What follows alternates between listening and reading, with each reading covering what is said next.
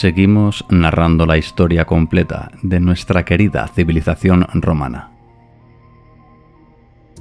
En el anterior capítulo nos quedamos en el año 59 antes de nuestra era.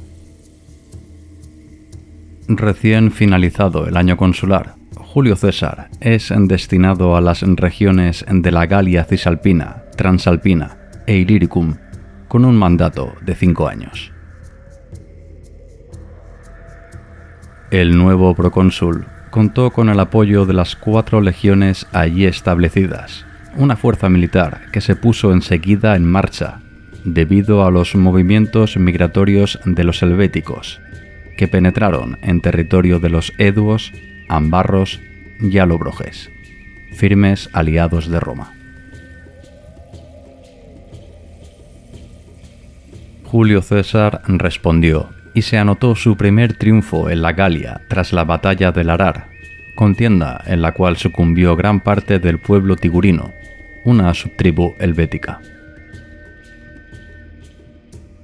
Poco después, el flamante procónsul consiguió someter por completo a los helvéticos.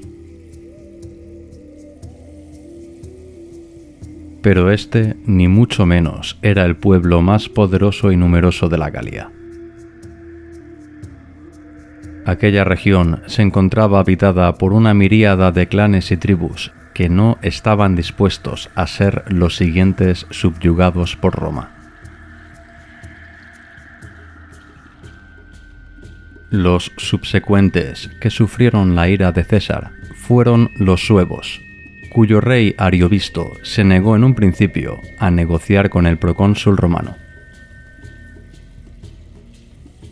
Tras unas posteriores fallidas negociaciones, romanos y suevos entablaron combate en la conocida como Batalla de los Vosgos, una contienda que arrojó una aplastante victoria favorable a Roma. Ariovisto huyó a la Germania interior, y el triunfo de César corrió como la pólvora por aquella región. Muchos pueblos germanos, deseosos de cruzar el Rin, desistieron de su intento. César se retiró a sus cuarteles de invierno para preparar las futuras campañas militares en territorio galo. Durante este tiempo, César, sabedor de la hostilidad manifiesta de los belgas, no dudó en duplicar el número de sus legiones. De 4 pasaron a 8. El 57 fue un buen año para el procónsul. Las diferentes tribus confederadas belgas, aun y su innegable ardor guerrero, no pudieron hacer frente a las muy ordenadas y eficaces legiones romanas. César continuaba conquistando territorio donde ningún romano antes se había aventurado, llegando incluso a divisar las costas de la ignota Britania. El siguiente año, el 56, fue un continuo vaivén de César y sus legados por toda la Galia. Los vénetos consiguieron aunar un imponente ejército que fue derrotado en la batalla del Golfo de Morbihan. Esta fue una significativa victoria romana en costas del Atlántico, cuyo comandante Décimo Junio Bruto creó una flota romana que pudiera luchar en igualdad de condiciones contra los poderosos barcos a vela de las tribus celtas atlánticas. Mientras tanto, Tito Labieno, otro de los hombres fuertes de César, fue el encargado de someter definitivamente a los tréveros, uno de los últimos irreductibles pueblos belgas que aún osaban plantar cara a la todopoderosa Roma.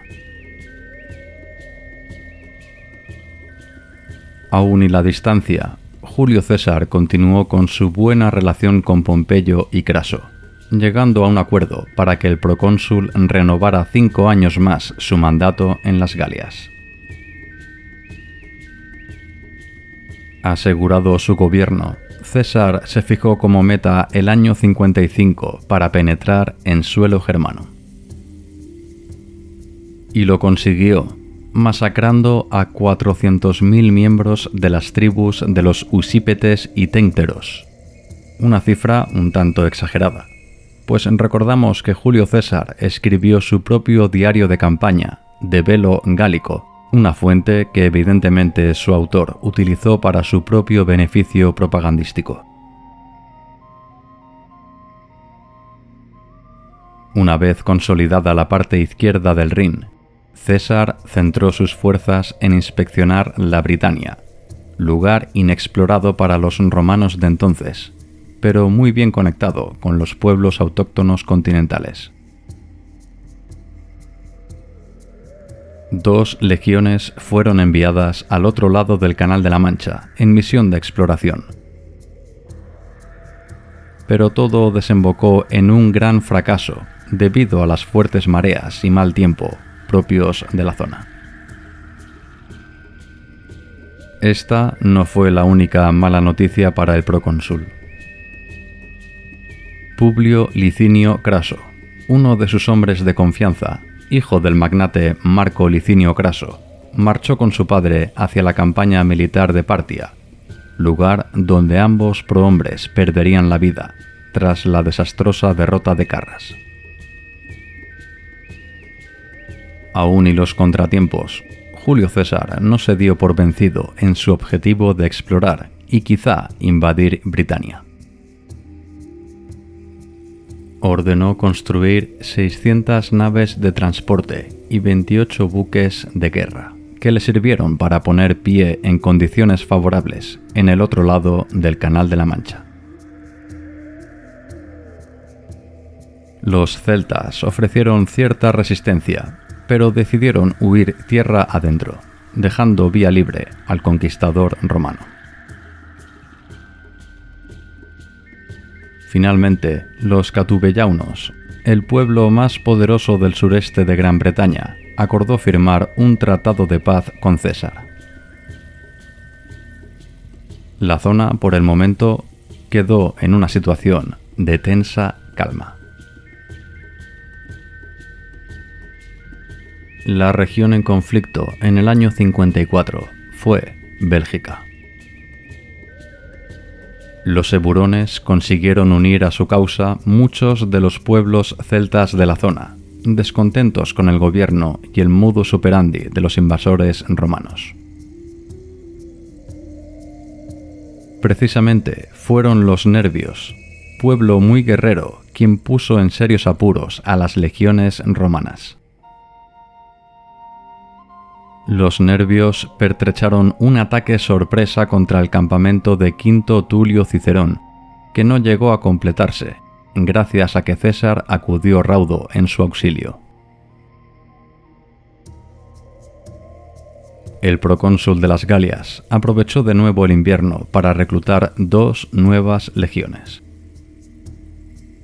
En total ya sumaban 10, suficientes para reprimir las revueltas que se estaban llevando a cabo en todo el territorio, incluso para hacer desistir a los suevos de una nueva intentona por cruzar el Rin.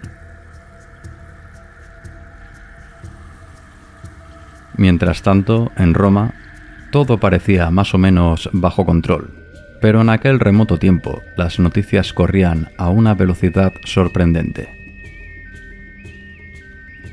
Tal y como hemos comentado con anterioridad, 2 legiones fueron aniquiladas en la funesta batalla de Carras, en Partia, lugar donde pereció el magnate y miembro del triunvirato, Marco Licinio Craso.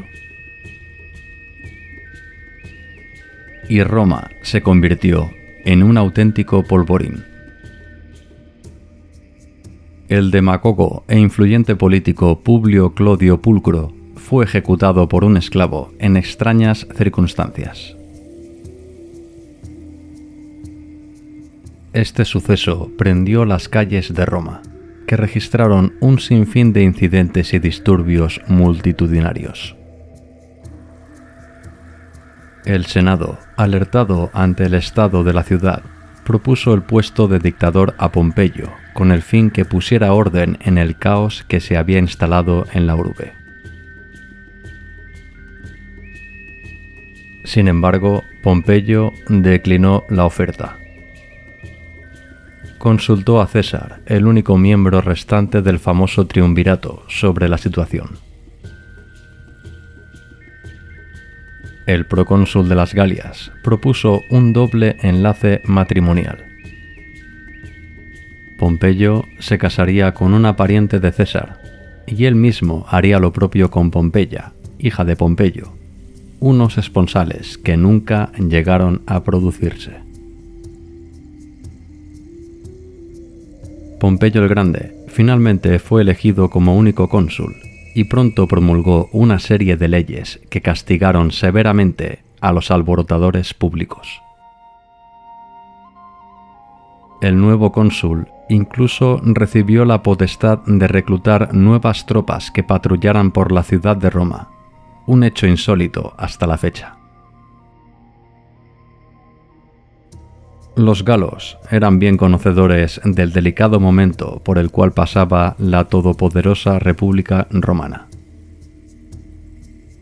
Tras un sagrado ritual consagrado por los ancestrales druidas, diversos pueblos se unieron bajo el mando de un joven de 28 años, miembro de la tribu de los Arvernos.